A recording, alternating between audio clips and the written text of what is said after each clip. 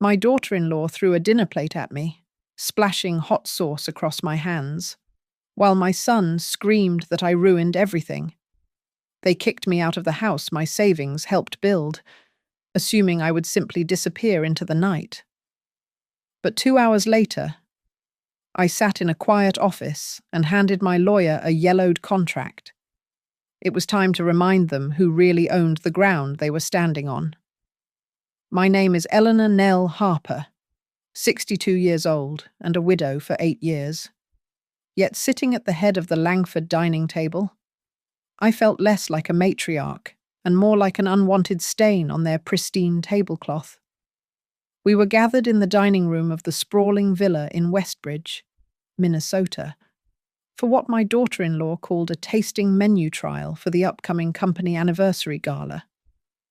The air in the room was so tight, it felt as if a single breath might shatter the crystal chandelier above us. Savannah Langford looked up from her plate of seared scallops, her eyes scanning my outfit with clinical disdain. She wiped the corner of her mouth with a linen napkin and sighed. She told me that my dress had a certain smell of poverty clinging to it, a scent that simply would not wash out.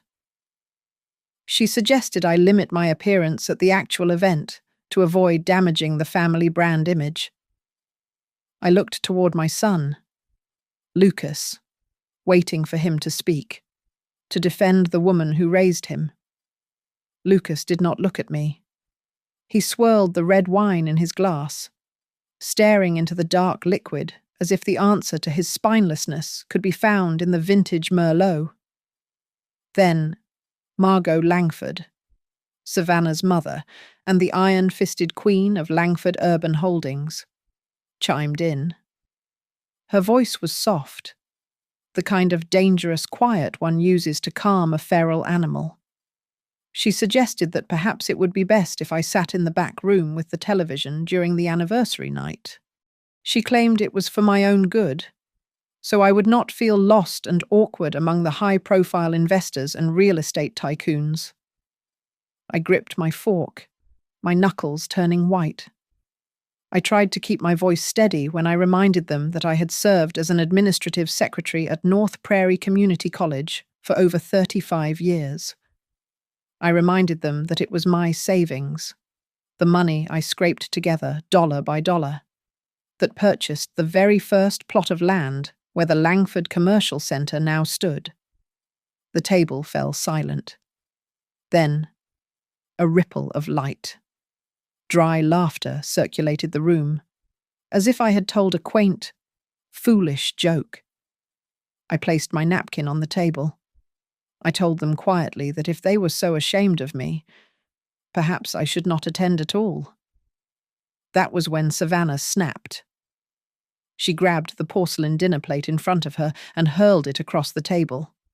It smashed into the centerpiece, sending shards of china and hot tomato sauce flying. A sharp piece of ceramic sliced across the back of my hand, and the burning sauce splattered against my skin. Lucas slammed his fist onto the table and screamed that I ruined everything. He yelled that I always made a mess of things. The room froze. The only sound was the spinning of a broken plate fragment on the hardwood floor. The smell of burnt meat and expensive perfume filled my nose. I looked down at my hand, trembling not just from the stinging pain of the cut, but from the sheer shock. This was my son, the boy who used to crawl into my lap and cry when the neighborhood kids mocked his second-hand sneakers. Now, he looked at me with pure hatred. Savannah stood up. Her face flushed a deep, ugly red. She pointed a manicured finger at the door and told me to get out of her house. She warned me never to step foot inside again without an invitation. She sneered that this villa was not the slum house I came from.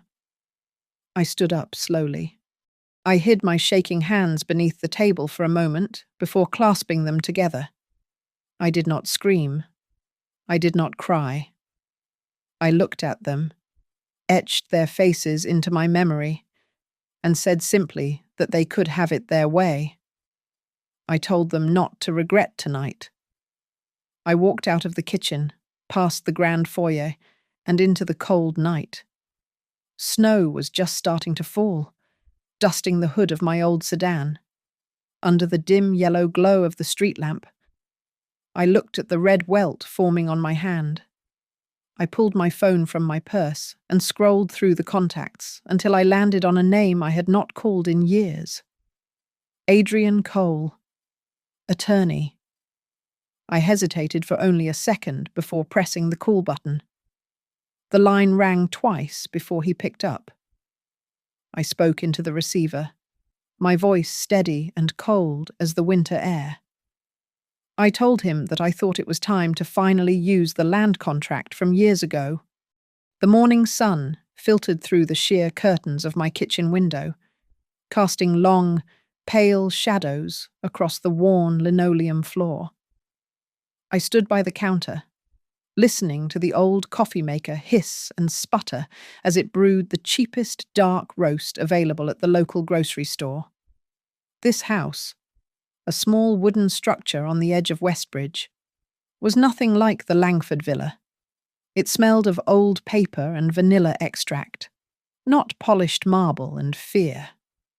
My refrigerator was covered in magnets, holding up crayon drawings from students I had helped decades ago. Little splashes of colour that reminded me of a life spent serving others. By the back door sat my muddy gardening boots, slumped over like tired sentries. I wrapped my hands around the warm ceramic mug, letting the heat seep into my bones. But my mind was still trapped in the dining room from the night before. 30 years ago, this silence would have been filled by Frank. My husband was a good man, a mechanic with grease permanently etched into his fingerprints and a smile that could light up a storm. We worked 2 jobs each back then, exhausted but hopeful, scraping together every cent to buy a cheap, swampy plot of land on the outskirts of town. Nobody wanted it but us. Then came Margot Langford. Back then. She was not a real estate tycoon. She was just a hungry young woman with a plan and no capital. We leased the land to her company to build a simple parking lot. In exchange, we took a small stake in something called the Harper-Langford Land Partnership. I remember sitting at our wobbly kitchen table, Frank reading the terms aloud, because we trusted Margot, and because we wanted to secure our future. We signed a long-term agreement. The land would technically remain under the partnership, of which I was the official 51% owner. While Langford held the long-term lease, it seemed like a fair trade for a steady trickle of income. After Frank died of a sudden stroke 8 years ago, I kept my head down.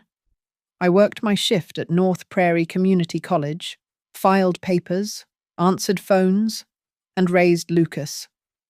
I convinced myself I was just a simple school secretary. I watched from a distance as that muddy lot transformed into Langford Ridge Plaza, the glistening commercial heart of the Langford Empire, never realizing that the paper in my bottom drawer was the foundation of their entire kingdom. I thought of Savannah. When Lucas first brought her home, she was polite. She called me Miss Nell and complimented my apple pie. But as the wedding approached, the politeness curdled into something sour. Comments about my clothes shifted from helpful hints to cruel jokes about my lack of style. She would ask if I bought my dress at the supermarket, her eyes glittering with amusement. The humiliations accumulated like dust. I remembered Lucas's graduation, where I was ushered to a seat in the back row while the Langfords sat front and centre. I remembered the family photos where I was conveniently cropped out before being posted online. Every time I complained, Lucas would sigh and tell me not to be dramatic, claiming they were just joking. He told me I was too sensitive. My gaze drifted to the phone on the table. Adrian Cole. We had gone to high school together in the neighbouring town. He had been the golden boy, the one who asked me to prom, but I chose Frank and his honest hands. Adrian went on to become a shark in real estate law, yet he never forgot me. Every December, a Christmas card would arrive, signed in his elegant script. I remembered a visit from him shortly after Frank's funeral. He sat in this very kitchen, drinking tea, and asked gently if I still had the original partnership contract. At the time, grief was a fog so thick I could barely see. I laughed a hollow laugh and told him it probably did not matter anymore, that the Langfords were too big to touch. I took the yellow envelope and shoved it deep into the back of the cedar chest, beneath old blankets and mothballs. I looked down at my hand. The cut from the porcelain shard was angry and red, a physical manifest of the line they had crossed. For years, I had swallowed my pride to keep the peace. I had made myself small so my son could feel big. I had avoided conflict because I was terrified of losing him. But last night, even after I made myself invisible, they still threw me out. I realized then that I had nothing left to lose. If they wanted to treat me like an enemy, I would show them what an enemy with 51% ownership looked like. I set my coffee cup down, walked to the bedroom, and knelt before the cedar chest. It was time to open the drawer. Stepping into Adrian Cole's office in downtown Westbridge felt like entering a world I was never meant to inhabit. The room was enclosed in glass, overlooking the snowy streets, and lined with bookshelves that smelled of leather and authority. I felt small and out of place in my wool coat, sinking into a guest chair that probably cost more than my car. Adrian, whose hair had turned a distinguished salt and pepper over the years, did not wait behind his desk. He walked straight to me, his expression serious but kind, and asked simply what they had done to me. I did not cry. I did not try to soften the blow for anyone's sake. I told him exactly what happened in the Langford dining room. I described the cold insults from Savannah, the silence from the rest of the table, and the moment the porcelain plate shattered against my hand. I told him how my own son, the boy I had raised on a secretary's salary, had screamed that I ruined everything before his wife ordered me out into the snow. Adrian did not offer empty platitudes. He did not tell me it would be okay. Instead, his voice dropped to a low, steel rumble, and he said he thought it was time for me to read the contract. He walked to a wall, safe, spun the dial, and retrieved a thick file folder. He laid the original Harper-Langford Land Partnership Agreement on the glass table between us. It was the document Frank had asked him to look over 30 years ago. Adrian opened it and began to explain the terms in language so simple it made my chest ache. He explained that the land under Langford Ridge Plaza was not theirs. It belonged to the partnership. The Langford Corporation was merely a long-term tenant. And buried deep in the clauses was a requirement for good faith and ethical treatment between the partners. Throwing a dinner plate at the majority partner was a violation of that clause. Then came the moment that made the room spin. Adrian slid a second document across the table. It was a transfer of voting rights, dated 3 years ago, effectively giving Lucas full control over my share of the partnership. At the bottom was a signature that looked like mine. I stared at the ink. The date caught my eye immediately. October 14th. I shook my head. I told Adrian that on October 14th, 3 years ago, I was in the hospital recovering from total knee replacement surgery. I could barely hold a spoon, let alone sign a complex legal document. The memory hit me like a physical blow. I remembered Lucas coming to the hospital a few days later with a stack of papers. He had told me they were just banking updates and insurance forms, things to handle my bills while I was recovering. I had trusted him. I had signed where he pointed because he was my son. It turned out that hidden in that stack was the paper that stole my voice. Adrian sat back and explained the implications. If we could prove the signature was obtained through fraud and that the Langfords had violated the good faith clause, the consequences would be nuclear. We could invalidate the voting transfer. More importantly, we could declare the land lease in breach. We could demand rent at current market rates, which would cost them millions, or we could terminate the lease entirely, forcing Langford Urban Holdings to vacate their own headquarters. I sat there, paralyzed by the magnitude of it. Part of me was terrified of destroying my son's life, of burning down the career he treasured above all else. But another part of me remembered the heat of the sauce on my hand and the hate in his eyes. Adrian watched me carefully. He asked me what they would think if I stayed silent. He asked if I wanted them to believe they could abuse me without ever paying a price. The silence stretched between us. I did not answer his question about whether I wanted to sue. Instead, I asked him a different question. I asked if we could force them to apologize publicly. Adrian smiled. A sharp, dangerous smile. He told me that we could do more than make them apologize. He said we could force them to build something and name it after Frank. I took the pen he offered. My hand was still sore from the cut, but my grip was firm. I signed the authorization for Adrian to begin a forensic investigation into the signature and to audit the Langford financials. I also authorized him to draft a formal offer to negotiate. It was a warning shot. If they refused to come to the table, we would file the lawsuit and expose everything. I watched the black ink dry on the page, marking the end of Eleanor the victim and the beginning of Eleanor the landowner.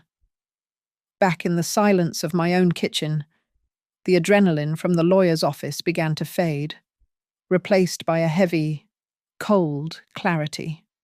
I looked around at the familiar surroundings, the chipped counter where I had made thousands of peanut butter sandwiches, the table where I had paid bills late into the night so Lucas could have new soccer cleats. I realized that the woman who lived in this house, the patient mother who endured every slight to keep the peace, was beginning to fracture. If I proceeded with Adrian, that version of me would be gone forever. I stood by the sink and asked myself who I wanted to be for the years I had left. I decided I did not want to be the victim anymore. I bought a thick, black notebook from the drugstore. I sat at the table and began to write. I catalogued everything. I wrote down the date Savannah told me I looked like a maid in my Easter dress. I wrote down the email Margot sent suggesting I skip the family portrait because the colour scheme was too modern for my wardrobe. I listed every time Lucas stood by and said nothing while his wife and mother-in-law erased me from his life. Writing it down turned the vague cloud of hurt into hard, undeniable facts. It was my dossier of truth, proof that I was not crazy or overly sensitive. My phone buzzed with a message from Adrian. He had moved with terrifying speed. He had obtained the security footage from the hospital archives. On the day the voting rights were transferred, the camera showed me lying in a hospital bed, unable to walk. He also had a statement from the notary, who admitted under pressure that I had never appeared in her office to sign the document. The signature was a forgery, plain and simple. It was no longer just a family dispute. It was a crime. I needed to remind myself that I was a person of value. So I drove to North Prairie Community College, walking through the hallways where I had worked for 35 years. I was not the embarrassing poor relation. I was Ms. Harper. Professors stopped to shake my hand. and former work-study students, now grown adults with jobs of their own, hugged me tight. One young woman told me she never would have graduated without my encouragement. I felt a lump in my throat. These people respected me. Why was it that the only person who treated me like garbage was the one I had given birth to back home?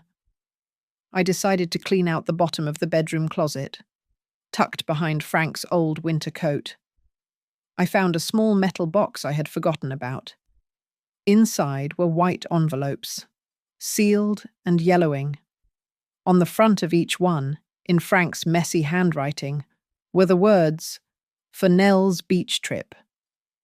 I opened them, counting out $20 bills and $50 bills.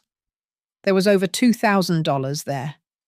He had been stashing away cash for years so I could see the ocean, a dream I had always talked about but never fulfilled. I sat on the floor and wept. I had taken every spare cent we had and poured it into Lucas's education, into his car, into his down payment. I had sacrificed everything, even the dreams Frank wanted for me.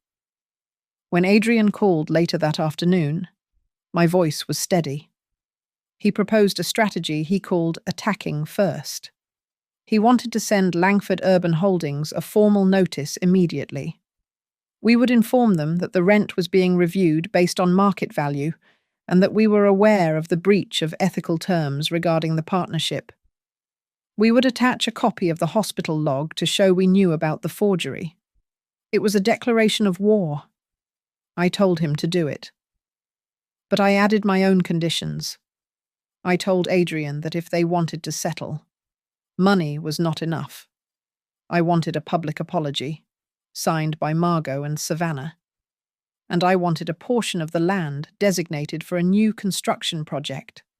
I wanted them to build the Harper Frank Center for Middle-Aged Women, a facility to help women over 50 get back on their feet. I hung up and walked to the mirror in the hall. I tied my hair back, smoothing the grey strands. I put on my wool coat, buttoning it all the way to the chin. When my phone rang and Lucas's name appeared, I answered. He started talking immediately, his voice rushing, saying that everyone was just stressed that night and I needed to stop being dramatic. I did not explain. I did not apologize. I simply said no, Lucas, and ended the call. I walked out to the edge of my property, where the fence line met the ridge. In the distance, the lights of Langford Ridge Plaza glowed against the night sky, a sprawling empire built on the dirt Frank and I had bought with sweat and blood. I whispered to the wind, speaking to Frank. I told him that this time, I would not be silent. I told him that even if I had to face our son, I was taking back what was ours. 2 days after Adrian sent the formal notice, my phone rang. It was Margot. Gone was the icy matriarch who had suggested I eat in the back room. In her place was a voice dripping with synthetic honey. She invited me to tea at her penthouse in Summit Heights, the exclusive district that looked down on the rest of us like Olympus. I went. I wore my best coat, the one with the mended lining, and took the glass elevator up 40 floors. Margot greeted me with a double-cheek kiss that felt like being brushed by a snake. The living room was vast, filled with white furniture that looked as if it had never been sat on. Over Earl Grey, served in bone china. Margot sighed about the crushing pressure of running a conglomerate. She framed the forged signature not as a crime, but as a silly bureaucratic mix-up, a clerical error made by an overzealous assistant. Then, she slid a personal check across the marble coffee table. It was written out for $100,000. She smiled and suggested I take it as a token of family goodwill, so we could forget about all those tedious ethical clauses and move on. I looked at the check.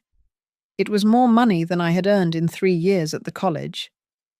But then I looked at my hand, where the cut from the dinner plate was still healing, a jagged red line under a band-aid. I remembered the heat of the sauce and the coldness of being cast out into the snow.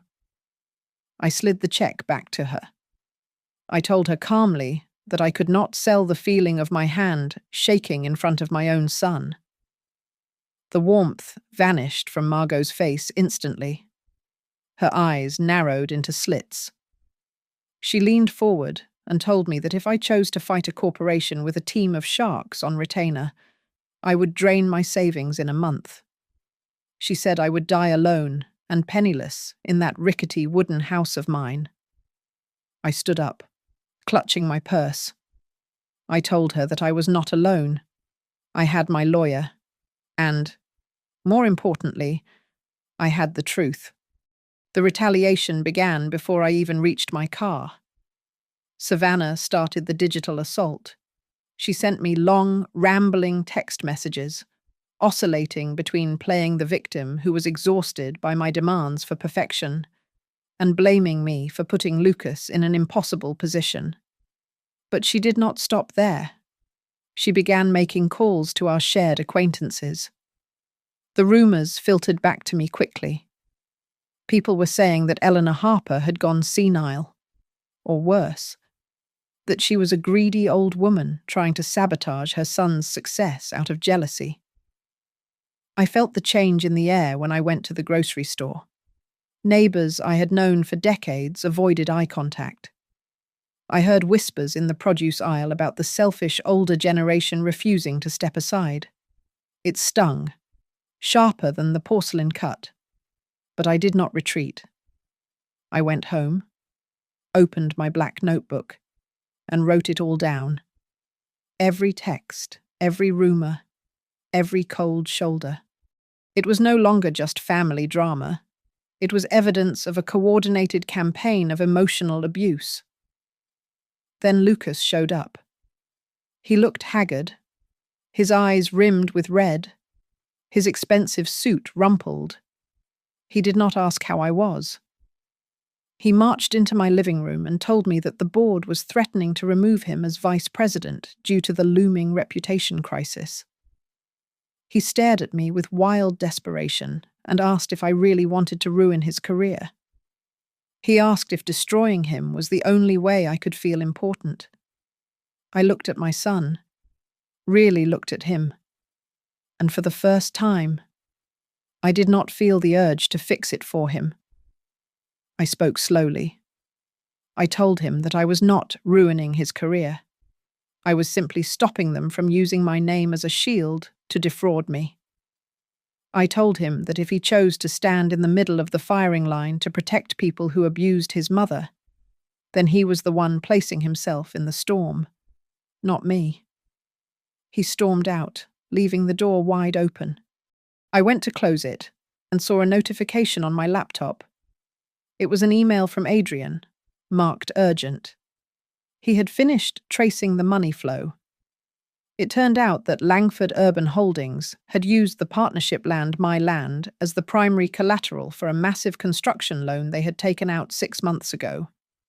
If the lease was terminated, or even legally challenged, the bank could call in the loan immediately. Their entire financial structure was built on ground they did not own. The noose was not around my neck, it was around theirs, and I had just found the lever to tighten it. The Rivercrest Hotel was ablaze with light, a beacon of Langford power designed to blind the public to the cracks forming in their foundation. They were hosting a fundraising gala to announce a massive new development project, a desperate move to drown out the whispers of internal strife with the noise of champagne corks popping. Adrian arrived at my door in a tuxedo, looking every bit the shark he was rumoured to be. He offered me his arm, and for the first time in years, I did not walk into a room with my head bowed. We entered the ballroom together. I could hear the ripple of confusion spreading through the crowd like a wave. People who had ignored me for decades leaned in to whisper. They were asking each other why Eleanor Harper, the invisible widow, was on the arm of Adrian Cole, the most feared real estate attorney in the state. Margot was on stage, bathed in a spotlight that made her diamonds sparkle aggressively. She was waxing poetic about social responsibility and the Langford legacy of community building. When she reached the segment calling for key partners to stand, Adrian released my hand and walked toward the stage. He did not ask for permission. He simply took the stairs 2 at a time and approached the podium. Margot froze, her smile faltering for a fraction of a second before she tried to recover. But Adrian did not give her the chance. He leaned into the microphone and introduced himself, not just as legal counsel, but as the managing partner of Cole and Mercer Holdings. He announced to the room, and the assembled press, that his firm had quietly acquired the majority of Langford Urban Holdings' debt obligations from their primary bank over the last 3 weeks. The silence was absolute. He continued, his voice projecting to the back of the room. He stated that any future agreements regarding the company's core assets, specifically the land beneath their headquarters, now required the approval of the primary lender. He then turned and gestured to me. He introduced me not as Lucas's mother, but as the majority co-owner of the land foundation upon which the entire Langford project rested. The room erupted into chaos. Flashbulbs popped blindingly. I saw Margot's face crumble behind her mask of composure. Pure, unadulterated panic flashed in her eyes. Savannah, standing near the VIP table, went ghost white, clutching her clutch as if it were a lifeline. And Lucas looked at me with a devastating mix of shock and fear, realizing for the first time that I was not just a prop in his life, but the stage itself. 10 minutes later, we were in a private VIP conference room. The air was sucked out of the space. The board of directors sat around a mahogany table, looking grim. Adrian slid a document titled Restructuring Proposal across the surface. He explained the reality of their situation. To avoid immediate foreclosure on the debt and the termination of the ground lease, they had to negotiate directly with me. I was no longer a nuisance to be paid off. I was an equal partner with the power to evict them. The other shareholders, men and women who cared only for profit, turned on Margot instantly. They were not interested in protecting her ego. An elderly shareholder with a face like carved stone looked at Margot and said coldly that a public apology was a significantly smaller price to pay than losing the entire Langford Ridge Plaza. He told them they would do whatever was necessary to save the assets. I sat in the plush leather chair, listening to them barter over my dignity. For my entire adult life, I had been the woman standing in the corner holding the coffee pot, the one everyone looked through.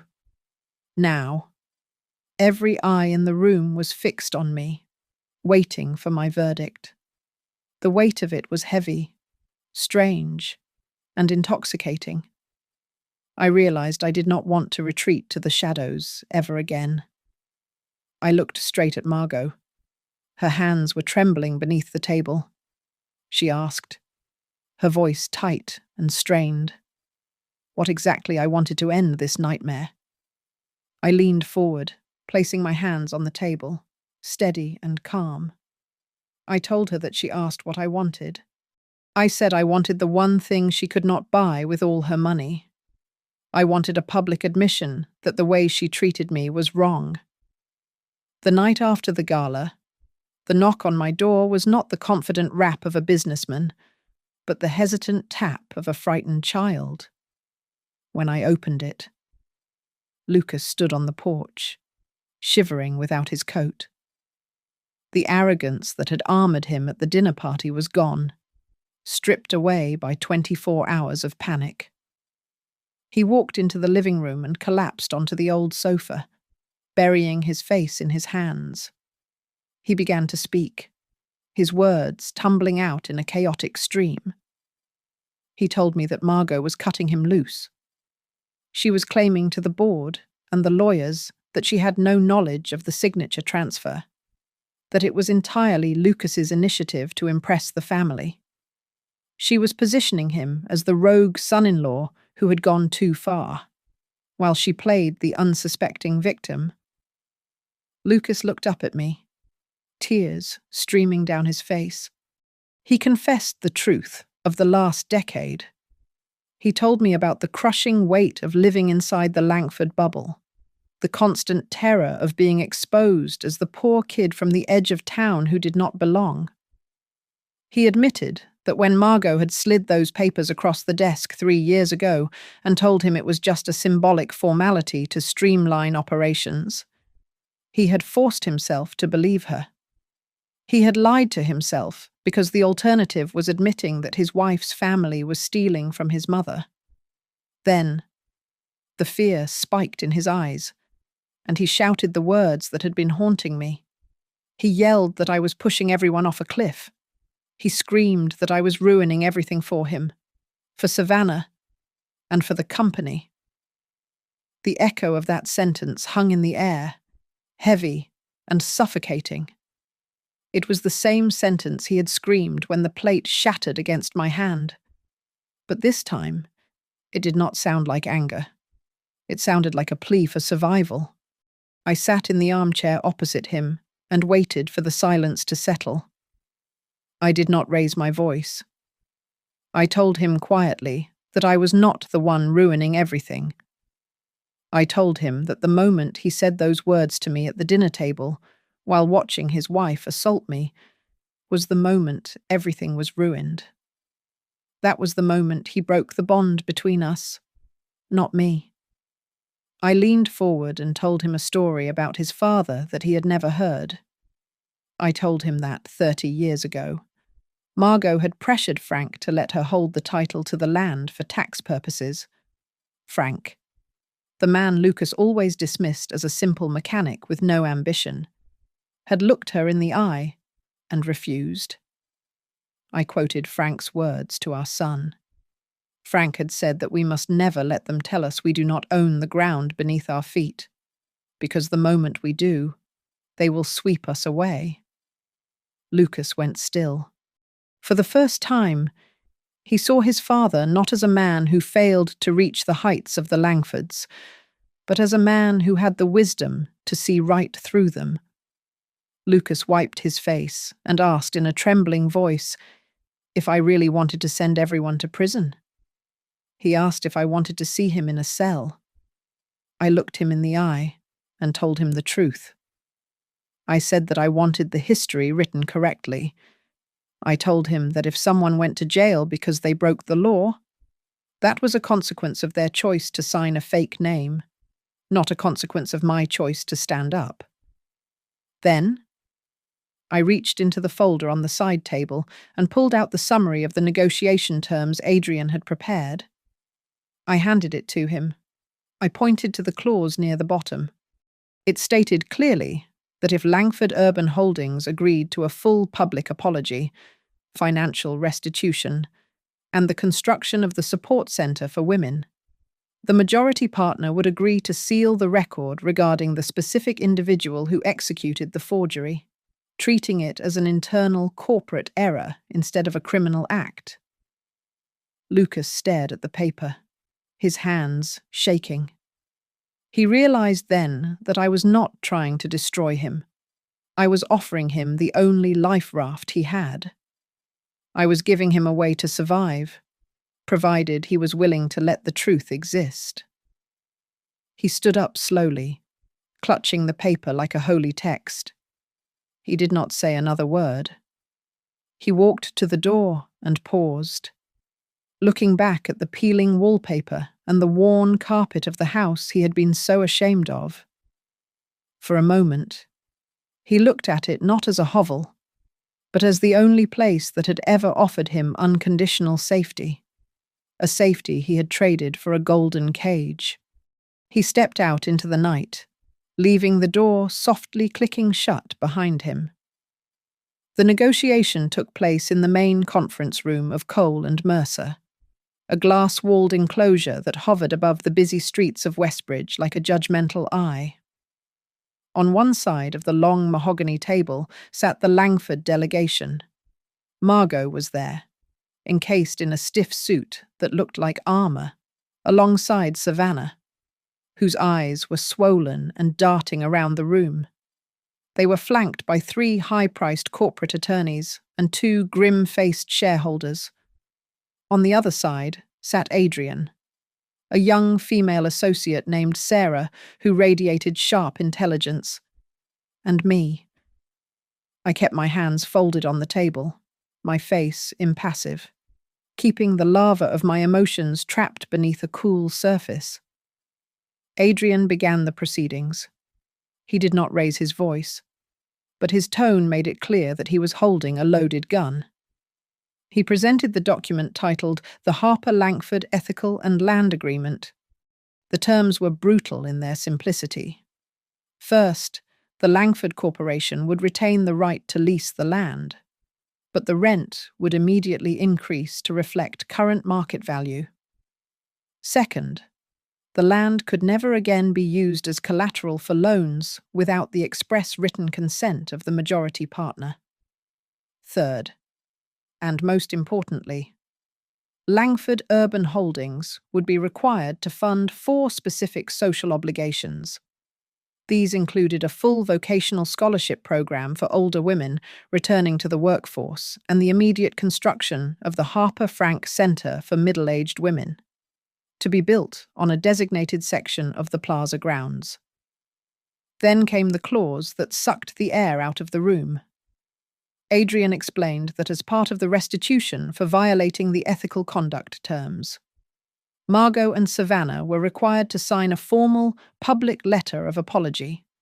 This letter would be published in the local newspaper and pinned to the top of the company website for 30 days. It had to explicitly admit to class-based discrimination and the mistreatment of the majority partner within her own home, citing these actions as a violation of the core values the company claimed to uphold. The lead attorney for Langford slammed his hand on the table. He argued loudly that domestic disputes were private family matters and had no place in a corporate commercial agreement. He called the demand vindictive and irrelevant to business operations. Adrian did not blink.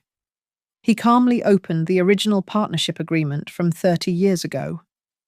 He pointed to the moral clause, signed by Margot herself, which stated that partners committed to upholding the dignity of the partnership and each other, both in public and within the private family sphere.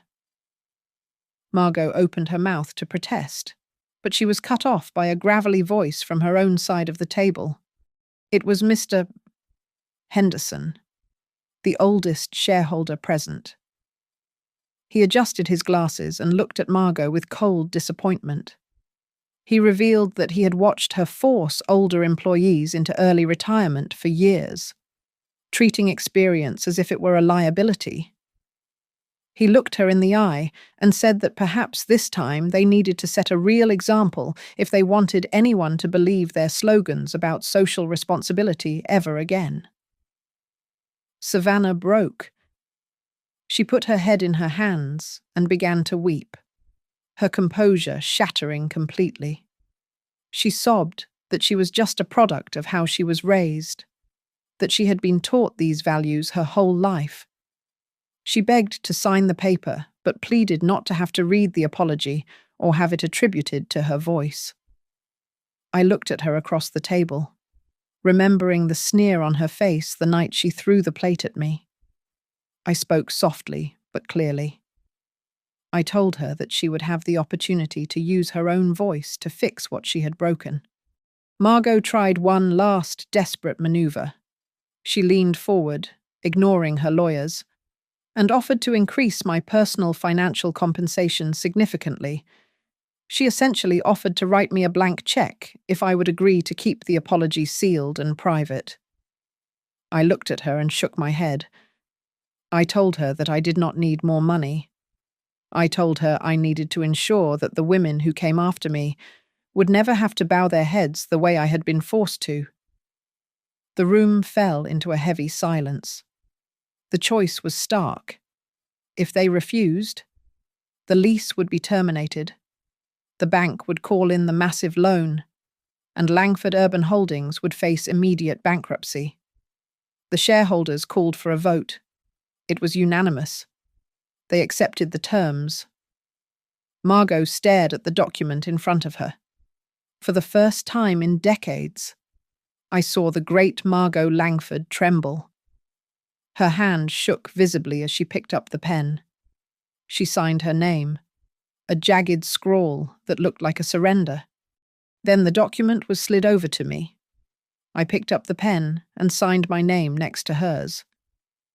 It felt like I was rewriting my own value on a piece of paper that everyone had pretended did not exist for 10 years. I was no longer the ghost in the machine. I was the owner of it. The inauguration of the Harper Frank Center took place on the very soil that Frank and I had purchased with sweat and loose change 30 years ago. What was once a dusty, potholed parking lot was now the site of a gleaming structure of glass and steel, reflecting the winter sun. The air was crisp, filled with the murmur of local media, representatives from women's organizations, and a crowd of curious citizens who had read the headlines. I sat in the front row, not as a guest they were trying to hide, but as the reason they were all there. The master of ceremonies, a young man with a bright smile, introduced the event as a cultural turning point for Langford Urban Holdings. Then Margot took the stage. She wore a tailored suit, the armor she always used to project invincibility. But as she approached the podium, her step faltered. She adjusted the microphone, her usual dominance replaced by a shaky uncertainty. She began to read from the sheet of paper in her hand. She admitted to the crowd, her voice echoing through the plaza, that she had engaged in words and actions that were deeply disrespectful toward Mrs. Eleanor Harper. She acknowledged that she had failed to uphold the dignity of her own family member. Then it was Savannah's turn. She looked pale, her hands trembling so violently that the microphone stand vibrated when she gripped it. This was the penance she had fought against, the public stripping of her perfect socialite persona. She took a breath and forced the words out. She said clearly that she had told her mother-in-law that her poverty would shame the family. She paused, swallowing hard, before delivering the sentence that silenced the crowd completely. She admitted that she had thrown a dinner plate at the table when I simply wanted to be respected. Each word seemed to physically cut her, slicing through the illusion of elegance she had spent her life constructing. The news cameras swiveled toward me. I sat with my back straight, my hair in a neat bun, wearing my old but clean wool coat. I listened to the story of that humiliating night being broadcast over the speakers, recorded by the press, and scribbled into notebooks. For the first time, the truth was not being swept under the rug as a little family misunderstanding. It was being memorialized as a fact. When the MC invited me to the stage, I did not stride up with triumph. I walked up slowly, like the secretary I had been for 35 years. I did not deliver a grand speech about justice or corporate responsibility. I spoke in my normal voice. I told them about working administrative jobs to pay bills. I told them about standing in the hallways of fancy parties, holding coats while others drank champagne. I told them about the night the plate shattered against my hand. I looked out at the sea of faces and said simply that being poor is not a sin. I said that looking down on people is the only true sin. I did not tell them I forgave them. That would have been a lie, and I was done with lies.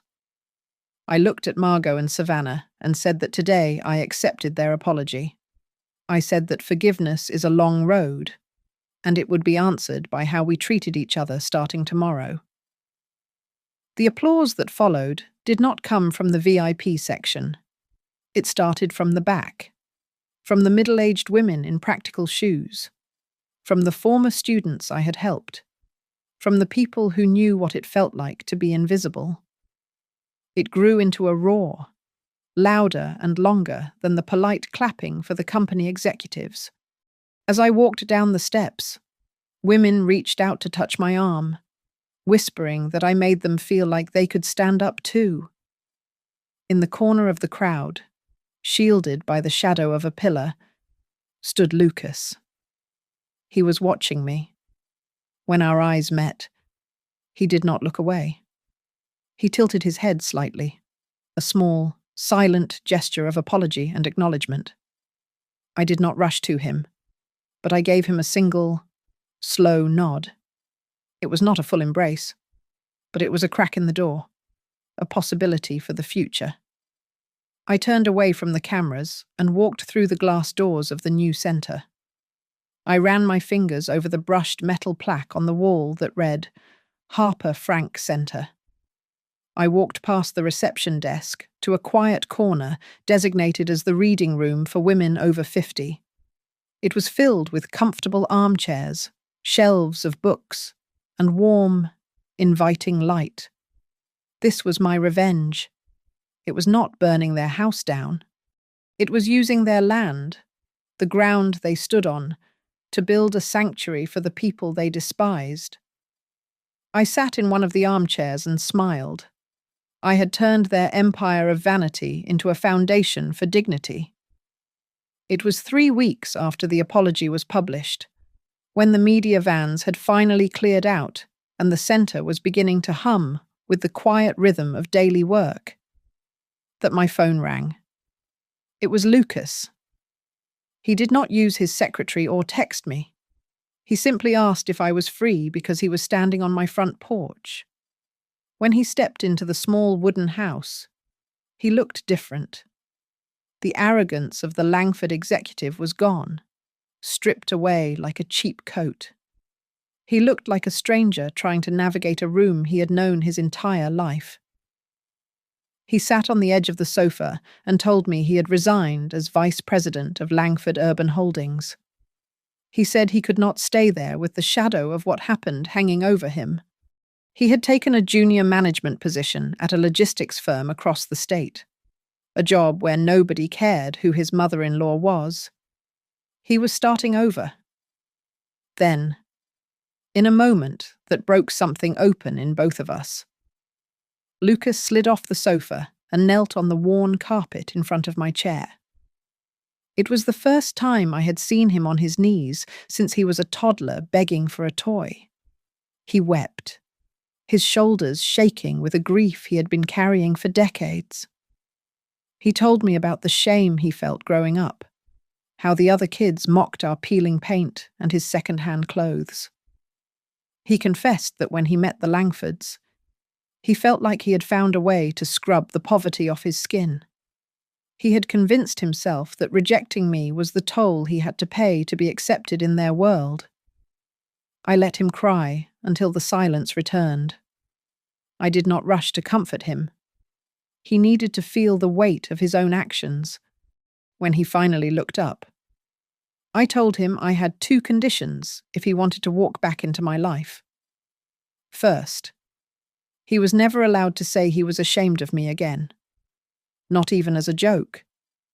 Second, at any table we shared in the future, no one would ever be asked to leave because they had less money in their bank account than the person sitting next to them. I leaned forward and clarified one thing. I told him I did not need him to choose between his mother and his wife. I needed him to choose between staying silent when people were being cruel and standing up for what was right. I told him that whoever stood on the side of dignity was the one who stood with him. Lucas nodded, wiping his face. He told me that Savannah had agreed to intensive therapy. He said that if she could not learn to respect the people around her, then their marriage would not survive. I did not offer an opinion. That was their journey to walk. I only cared about how they treated the vulnerable people in their path. The fallout continued to ripple outward. Adrian called to tell me that Langford Urban Holdings had been forced to sell a luxury condominium project to service their debt. Margot had been quietly removed as executive chairwoman and relegated to an honorary advisory role, stripped of her voting power. The financial papers were calling it a wake-up call for corporate ethics. They were learning the hard way that a contract is not just paper. It is a promise. Late one afternoon, Adrian drove me out to Lake Norwood. We walked along the water as the sun dipped below the tree line. He told me he was taking a consulting project in a coastal town out west. He stopped and looked at me, asking if I would like to come stay for a few months in a small house overlooking the ocean. I thought of the envelope of cash Frank had hidden for my beach trip. I thought of the women laughing in the reading room of the Harper Frank Center. I looked at Adrian and told him I would go, but I told him I would always come back here. I was not running away anymore. I was simply moving from the back row of my life to the front row. That night, I stood on the porch as Lucas walked to his car. He paused, rolled down the window, and looked at me. He said he would drive me to the center next week, but this time, he would sit in the back seat so he could listen to me speak. I smiled and closed the door. I looked at the plane ticket Adrian had sent, sitting on the table next to the shiny new keys to the center. The story did not end with a perfect, tied-up bow, but it ended with something better. It ended with the truth. The woman who was once thrown out of a dining room had reclaimed her seat at the head of her own life, and no one would ever have the power to dismiss her again. Thank you so much for listening to my story. I would love to know where you are tuning in from today, so please leave a comment down below, sharing your location and your thoughts on how Eleanor handled her family. If you enjoyed this story, please make sure to subscribe to Grandma's Family Diary. Hit that like button and press the hype button to help this video reach more people who might need to hear it.